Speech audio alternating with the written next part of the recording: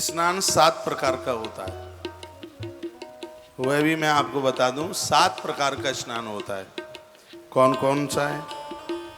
स्नान मूला क्रिया सर्वः श्रुति स्मृत्यादितान्यडाम तस्मान् स्नानं निषेवेत श्री पुष्ट आरोग्य वर्धनम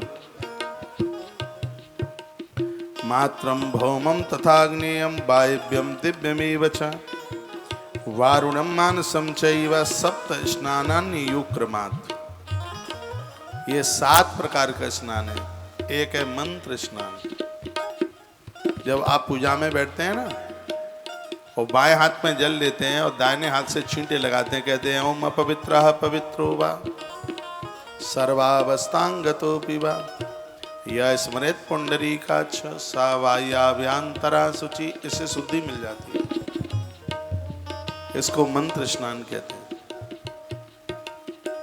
यह है अपने आप में बहुत अद्भुत है।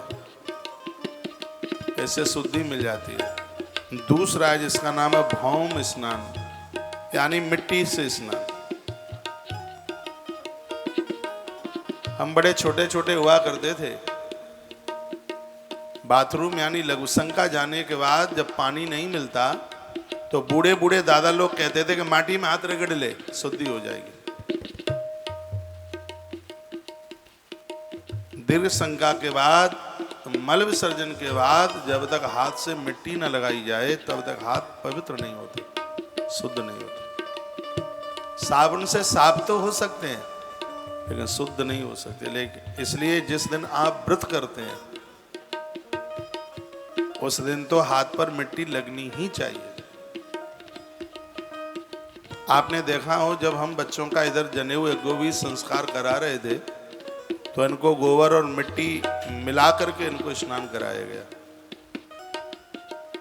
ये 7 स्नान में से एक स्नान है जिसको भौम स्नान यानी माटी के द्वारा स्नान होता है। इससे शरीर में किसी भी प्रकार का चर्म रोग नहीं होता।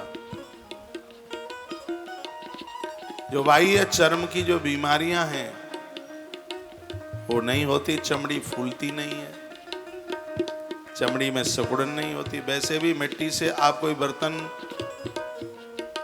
आप घिस के मांज दें आप तो उसमें चमक आ जाएगी, तो शरीर में चमक क्यों नहीं आएगी? मुल्तानी मिट्टी भी उस माटी में से ही है। देह पर कीले धब्बे मुहासे जो भी है, हफ्ते में 15 दिन में मिट्टी में मुल्तानी मिट्टी मिलाकर के थोड़ा दही उसमें मिलाकर और देह से लगा करके स्नान कीजिए। ये बात मैं इसलिए बता रहा हूँ कि 10-10 हज़ार रुपया पैसा तुम्हें डेकोरेशन में लीपा पोती में खर्च ना करना पड़े।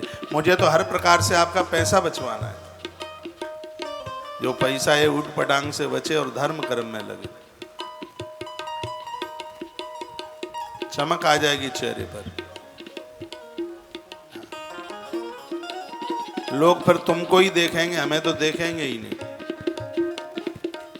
इतने चमकीले हो जाओगे, इतने चमकोगे, तो सबकी निगाहें तुम्हारे ही ऊपर होंगी। इसको कहते हैं भौम स्नान। स्नान में तेज है, तो तेज कहां कहां से मिलता है? तो उसके लिए 7 स्नान बताए हैं। मंत्रों के द्वारा तेज बढ़ता है, शुद्धता पवित्रता मिलती है। पूजा में बैठे तो देह के ऊपर जल के छींटे लगाएं। कोई भी मंत्र नहीं आता है तो इतना तो आएगा, ओम मंगलम भगवान विष्णु मंगलम गरुड़ध्वज मंगलम पुंडरीकाक्ष मंगलायतनम हरि। ये बोलकर देह के ऊपर जल के छींटे लगाओ।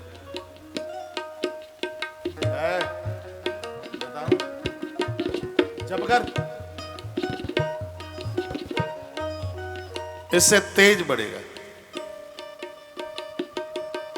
इसकी गिनती स्नान में की है। मंत्र स्नानम, फिर देह से मिट्टी लगाएं, इसको भौम स्नान कहते हैं। भौम स्नान।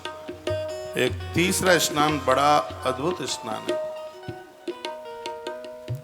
इसका नाम है अग्नि स्नान। जिस समय आप यजन करते हैं, यज्ञ करते हैं, हवन करते हैं, या जहाँ अग्नि जल रही है वहां पर आप बैठते हैं, इससे देह का मल समाप्त होता है। आप किसी धातु को भी अग्नि के साथ जोड़ दीजिए, उसका वेस्टेज पदार्थ है वो गल के निकल जाएगा।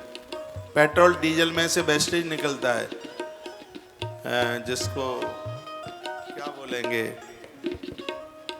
क्या बैटबीन, अपनी देसी भाषा में बोलते हैं तो डब्बर, जिससे रोड सड़क बनती है, ये उसका वेस्टेज ही तो है। अग्नि के ऊपर चढ़ाया जाता है, वो पिघल करके एक तरफ हो जाता है। उसी प्रकार से जीवात्मा भी जब अग्नि की सानिध्यता में कुछ समय निकालता है तो उसकी मलिनता निकल जाती है और वो निर्मल हो जाता है। इसलिए हमने यजन हवन पर, यज्ञ पर बहुत जोर दिया। अग्नि के सानिध्य में अपने आप को जोड़िए, और इसको स्नान कहा गया है, इसका नाम है अग्नि स्नान। मैं आग्रह पूर्वक जिन बातों का निवेदन कर रहा हूं,